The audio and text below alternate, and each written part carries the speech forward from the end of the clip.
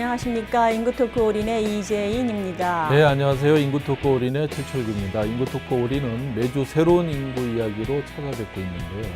네, 최근에 나쁜 아빠들이 사회적으로 화제가 되고 있습니다. 이혼 후에 아이들 양육비를 주지 않는 아빠들을 말하는데요. 최근 한 인터넷 사이트가 이 나쁜 아빠들의 얼굴과 이름, 거주지 같은 구체적인 개인정보를 공개해서 논란이 되고 있습니다. 오늘의 주제를 화면으로 먼저 만나보겠습니다.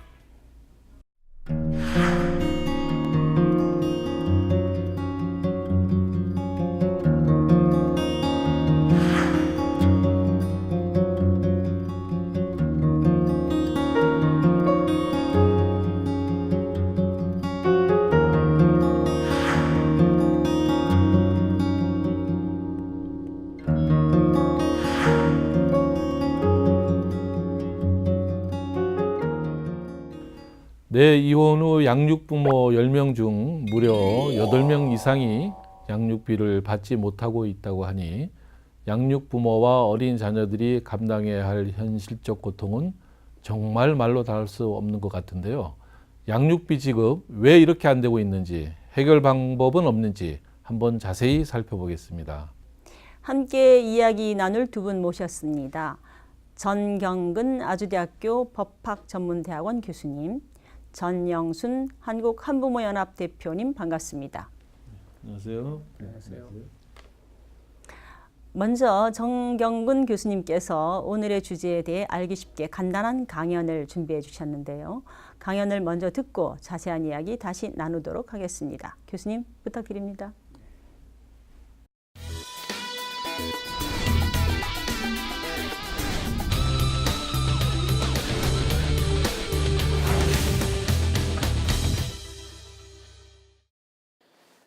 오늘은 양육비가 자녀의 생존을 위한 비용이라는 점에 대해서 말씀을 드리도록 하겠습니다.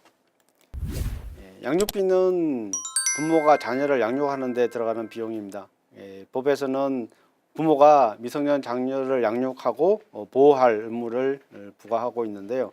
여기서 이제 양육이라는 말의 의미는 우리가 일상적으로 이야기하듯이 이제 애를 키우는 그런 비용이라고 말할 수 있습니다. 그러니까 이 과정에서 이제 제일 문제되는 경우는 부모가 이혼하는 그런 경우입니다.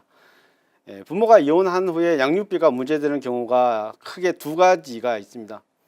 하나는 양육하지 않는 부모가 양육비를 주지 않는, 근데 이제 줄 수 있는 상황임에도 주지 않는 그런 경우가 있고요. 또 하나는 주지 않는데 줄 수 없는 상황인 경우가 있습니다. 이 가운데 이제 줄 수 없는 상황부터 잠깐 말씀드리면, 이 경우는 애를 양육하지 않는 부모에게 아무리 강조를 해도 돈 줄 수가 없으니까 그때는 결국은 국가가 도와줘야 되는 이제 그런 상황이 되고요. 먼저 말씀드렸던 돈이 있는데 안 준 이런 상황의 경우에는 이제 국가가 개입을 해서 돈을 받아주는, 그러니까 결국은 양육비를 줘야 될 사람으로부터 양육을 하고 있는 사람에게 돈이 이전될 수 있도록 도와줘야 되는 그런 상황이 필요합니다. 근데 이런 상황 가운데 돈이 있음에도 안 주는 상황을 이제 조금만 더 말씀을 드리면, 현재 이제 우리 경우에 이혼할 때 부부가 너무 많이 다투게 되어 있습니다. 그래서 이제 사이가 굉장히 안 좋아지고요. 굉장히 안 좋아지는 게 결국 자녀에 대한 관계에도 영향을 미치는 것 같습니다. 그래서 최근에는 이 부부 사이의 이혼 관계를 조금 더 간단하게, 좀 쉽게, 그래서 좀 덜 싸우도록 하려는 이제 노력도 하고 있습니다. 그리고 또 한 가지가 이제 내가 돈을 주면은 이 돈을 가지고 애한테 쓰는 게 아니라 엄마가 쓰는 거 아니냐, 이런 생각도 이제 많이 가지고 있는 것 같습니다. 근데 사실 현재 정해져 있는, 그러니까 법원이 판결을 통해서 이야기하거나 당사자 합의해서 정해져 있는 그런 양육비의 금액을 보면 사실 자녀가 먹고 생활하기에도 빠듯한 그런 금액입니다. 그래서 부모가 쓴다라고 하는 생각은 조금 안 하는 게 좋지 않을까 하는 그런 이제 생각을 가지고 있습니다. 그래서 이 부분은 사람의 감정에 관한 문제이기 때문에 쉽게 뭐라고 할 수는 없겠지만 이혼 과정에서 이 문제가 조금 더 완화될 수 있도록, 문제가 되지 않을 수 있도록 이제 할 필요는 있는 것 같습니다. 현재로서는 이제 이혼을 할 때 양육비를 안 주는 상황을 방지하기 위해서 몇 가지 장치를 마련해 두고 있습니다. 이혼의 방법은 두 가지가 있죠. 하나는 재판을 통해서 이혼하는 거고요. 또 하나는 합의해서 이혼을 하는 겁니다. 재판을 통해서 이혼할 경우에는 법원이 당연히 양육비에 관한 사항도 공고를 해서 판단을 합니다. 그러니까 어떤 식으로든 얼마 줄 건지를 정하도록 하고 있고요. 협의해서 하는 경우에도 반드시 합의를 하지 않으면 협의위원회에서의 이혼 의사 확인을 해주지 않습니다. 그래서 반드시 확인을 하도록 되어 있고요. 법원에서 판단을 한 경우에는 판결을 가지고 바로 강제 집행을 할 수 있었는데 합의이혼한 경우에는 강제 집행이 불가능했습니다. 그래서 2009년에 민법을 개정해서 양육비 이행 조서를 작성하도록 했고 조서를 가지고 반드시 강제 집행이 가능하도록 그렇게 만들어 놨습니다. 그래서 어떤 경우든 이혼할 때 자녀의 양육에 대한 책임은 지도록 그렇게 이제 되어 있는 게 현재 보시고요. 그다음에 이제 그런 과정에서도 마지막에 이제 집행 권한이라는 권리는 가지고 있지만 실제로 강제 집행을 하는 건 상당히 힘든 일입니다. 채무자가 어디 있는지 알아야 되고 채무자 재산도 알아야 되고 뭐 이런 복잡한 절차가 있어서 그러니까 그 절차를 도와주기 위해서 양육비 이행관리원이라는 기관을 설치를 했습니다. 그래서 이행관리원에서는 일단은 법원을 통해서 이혼하는 과정에서 채권을 가진 한부모가 이행관리원에 신청을 하면 이행관리원이 그 채무자를 찾아서 그 채무자의 재산도 확인하고요. 그다음에 강제 집행 절차까지도 도와줍니다. 그리고 실제로 받는지 확인까지 하고 있습니다. 그래서 이행 관련해서는 이제 상당 부분 많이 됐다고 하는데 그럼에도 불구하고 아직도 강제 집행을 하는 과정에서 그렇게 많이 잘 되고 있는 건 아닌 것 같습니다. 조금 더 기구를 이제 확대하거나 조금 조직을 개편하거나 아니면 권한을 좀 더 강화하거나 이런 방법에 의해서 이행이 좀 더 잘 될 수 있도록 도와줄 필요가 있는 것 같습니다. 이행관리원에 대한 구체적인 내용을 조금 더 말씀드리면 일단 이행관리원은 미성년 자녀의 양육비가 원활하게 지원해 줄 수 있도록 도와주는 기관이고요.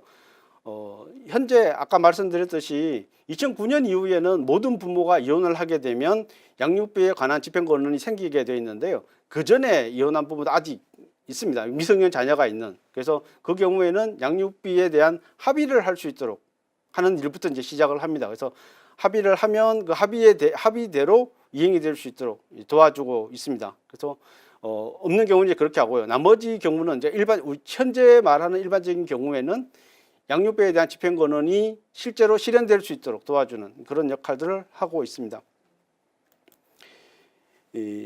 그다음에 이제 또 양육비와 관련해서 이제 한 가지 이제 요즘 와서 통계로 볼 수 있는 게 양육을 하지 않는 부모가 자녀를 만나는 경우에 양육비를 주는 경우가 조금 더 많다고 합니다. 왜냐하면 이 자식에 대한 생각을 안 하고 있다가 그다 한 번이라도 보게 되면 좀 더 나아지기 때문에 그런데요.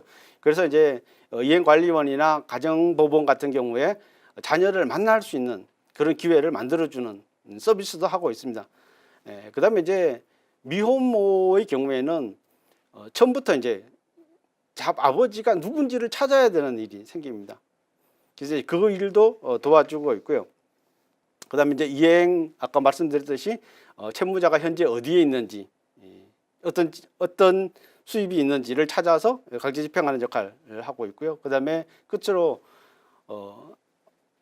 채무자를 찾기는 했는데 돈을 받지는 못하는 상황이 있을 수 있고 찾지도 못하는 경우도 있을 수 있습니다. 그래서 굉장히 급박한 상황인데 돈이 없는 경우 그때는 한시적으로 양육비를 대신 줍니다. 그러니까 금액은 뭐 그렇게 크지는 않지만 9개월 내지 1년의 기간 동안 양육비를 지급함으로써 그 기간 동안 다른 방법을 찾는 그런 방법을 진행하고 있습니다. 그러니까 한시적 양육비 긴급 지원이라고 그렇게 이야기를 하는데 아마 이 부분도 최근에 와서는 또 다른 논의가 진행되고 있는 것 같습니다. 그 부분에 대해서는 나중에 따로 말씀드릴 기회가 있으리라고 봅니다. 양육비의 미지급은 아동에 대한 유기라고 그렇게 이해를 하고 우리가 보통 누구를 유기한다. 그러니까 예를 들어서 노부모를 유기한다, 배우자를 유기한다. 그러면 범죄 행위로 취급을 합니다. 그래서 아동에 대한 양육비의 미지급도 아동에 대한 유기이고 아동에 대한 유기이기 때문에 학대의 입장으로 사실 이제 학대 입장에서는 좀 더 강하게 처벌이 가능하기 때문에 이런 논의가 진행되고 있습니다. 앞으로 빠른 시간 내에 입법화 됐으면 하는 바람이고요. 끝으로 마지막으로 이제 자녀에 대해서 이게 키우는 거 요즘 저출산도 굉장히 많이 문제가 되는데 저는 그 중에서 가장 간단하게 해결할 수 현재 당장 해결할 수 있는 양육비 문제가 좀 잘 해결됐으면 하는 바람입니다. 예, 이상으로 강의를 마치겠습니다.